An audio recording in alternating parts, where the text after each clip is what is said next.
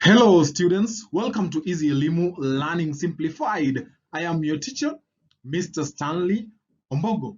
So, dear students, I believe and trust that you're doing okay wherever you're watching from.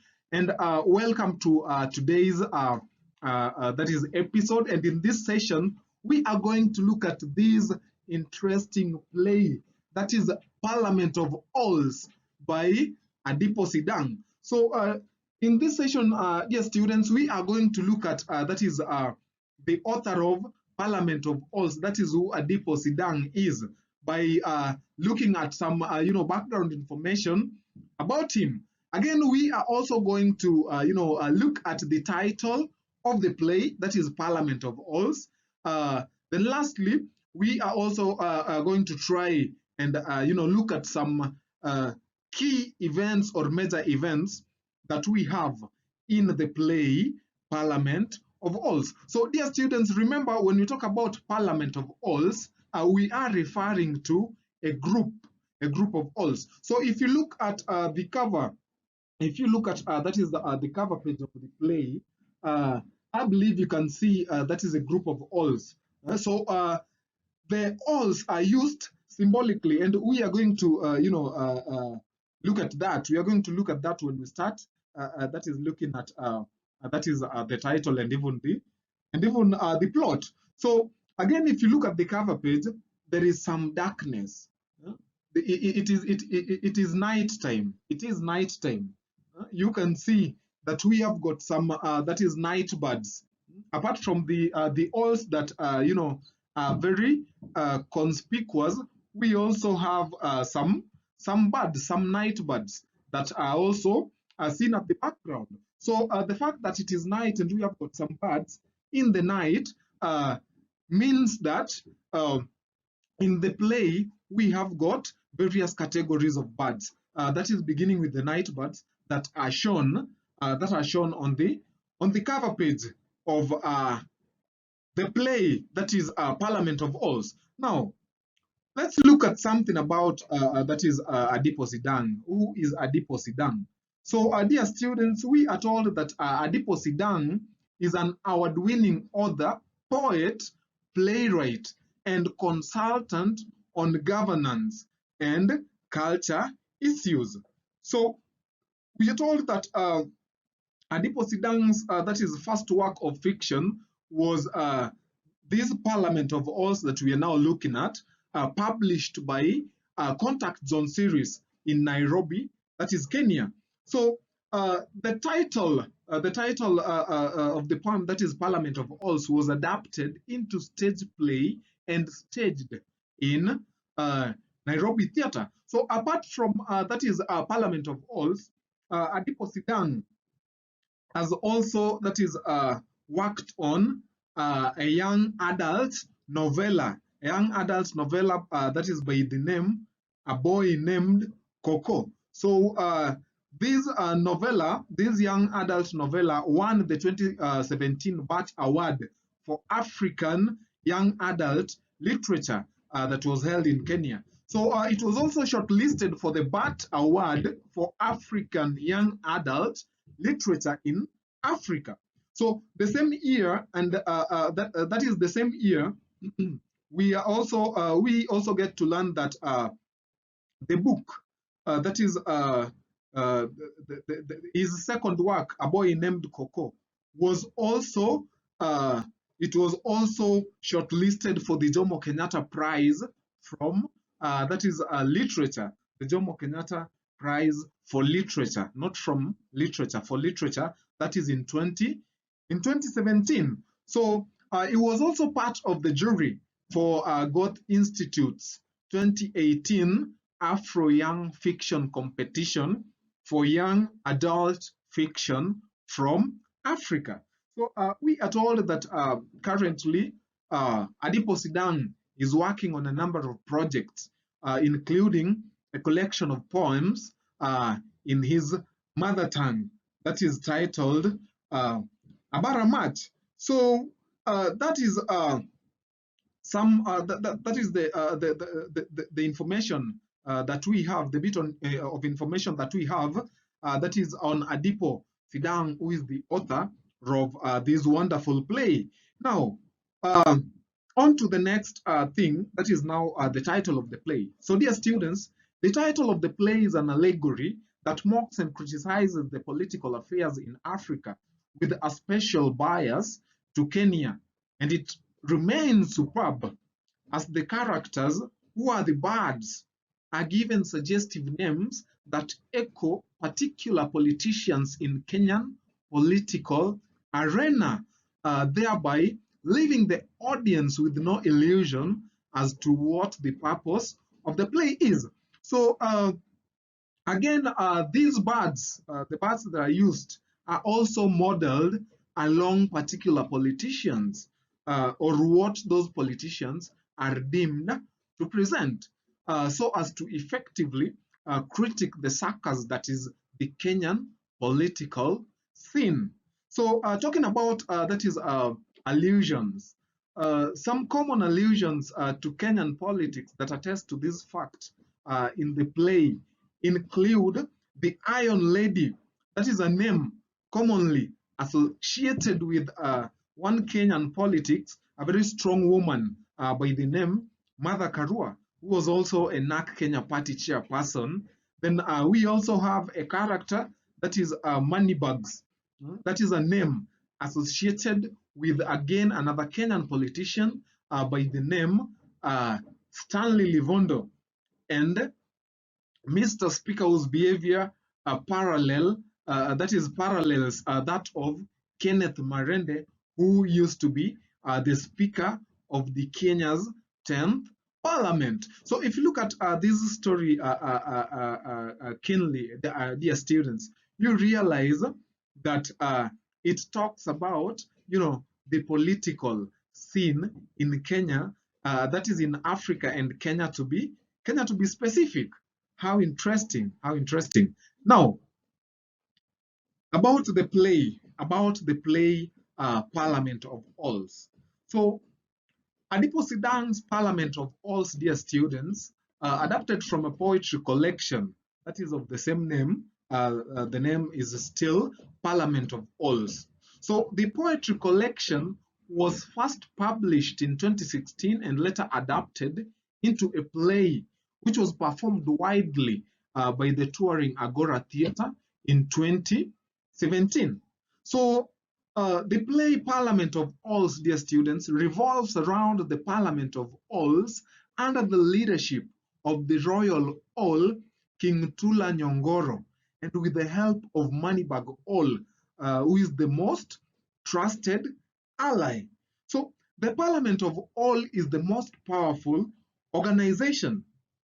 In the play, Alls represents themselves as the only bards capable of intelligent thinking and developing good laws for the prosperity of the kingdom. However, this is not the case in the way business is conducted at the Parliament of Alls. So, the House of the Lawmakers passed bills that ensure that the interests of Alls are protected. So this parliament, dear students, passed laws in favor of owls to detriment of other bird species in the kingdom. So the laws are passed. The laws are passed hurriedly. A case in point being the Moonlight Bill, that is the Moonlight Tax Bill, whose passage is hastened when the owls realize that birds are planning, that is, other birds are planning a demonstration against the bill, that is the Moonlight Tax Bill. So members of parliament are either coerced or rewarded to pass the bills. And again, something that happens, dear students, is that any attempt to object the bills are met with an iron fist. That is under the leadership of the royal all, that is King Tula Nyongoro. So the members, such as Iron Lady, who attempt to oppose the frivolous bills, are thrown out of parliament or denied a chance to contribute to the bill's discussion. So we have a character by the name Oyundi. So Oyundi the firefinch, that is a tiny bird, a tiny and canny female bird, sees the shambolic manner in which the business is conducted in the parliament. She rallies other like-minded birds against Parliament of Owls in her quest for change.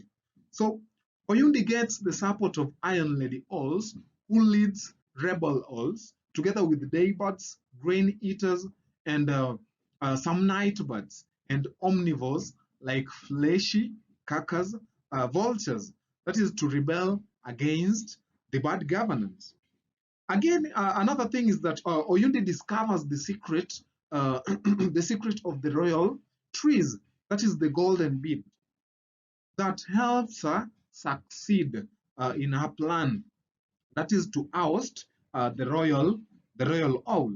So we also have a character that is by the name the veteran P, that is veteran parrot, who leads the parrots in reporting the unfolding events of Parliament of Owls in the bird's kingdom. So we have the chief propagandist, who is Arumtidi. So the chief propagandist Arumtidi is found dead, and this brings fear and fury, that is fear and fury among the birds, and their urge for change now is seen to be gaining momentum. That is as a result of the fear that comes with that follows the death of the chief propagandist Arumtidi. So the play is a political satire that highlights how bad leadership, tribalism, and corruption can work against the growth of a society. At the same time, it also approves that women and people from minority groups, like in this case we can talk of, that is Oyundi the Firefinch, how they can rise against all odds to bring change without necessarily engaging in violent protests. So most importantly, the play introduces a new perspective of engaging the youth and Kenyans in general in as far as civic consciousness is concerned. So, dear students, another thing in the play is that we have got different or various categories of birds. So talking about the categories of birds, we have got the first category that comprises of the night birds. So in this category, we have got the royal owl, that is the King Tula Nyongoro. We also have the moneybags owl, the red string owl, and the black string owl. So these are some of the major characters that we come across when under this category. So we also have got the omnivores. So the omnivores include the flesh carcass vultures, that is the vultures. Then we have got the falcon, the eagles, and there is also the nightingale. So apart from the omnivores, there is also the rebel owls. So under this category, we have the iron lady owl, the feathered big owl, and lastly, the straight-eyed owl.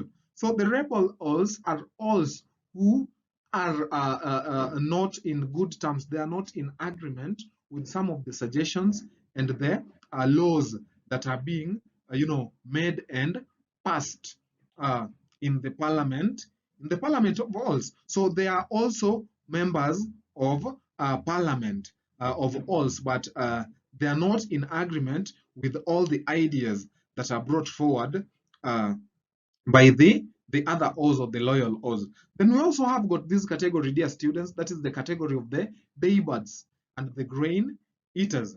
So under the category of daybirds or the grain eaters, we have got Oyundi, the firefinch. There is Osogo, the weaver. We also have Telltale, the woodpecker. There is Arumtidi, the ground hornbill. Ochongorio, the bulbul. We have Abangchiet, the sparrow. There is the crows. We have parrots, swallows, swans, flamingos, crested cranes, ostriches. There is also cock, hen, and duck that lives with the man. Then under that category, we have got the last that is a type of bird, that is the waterfall.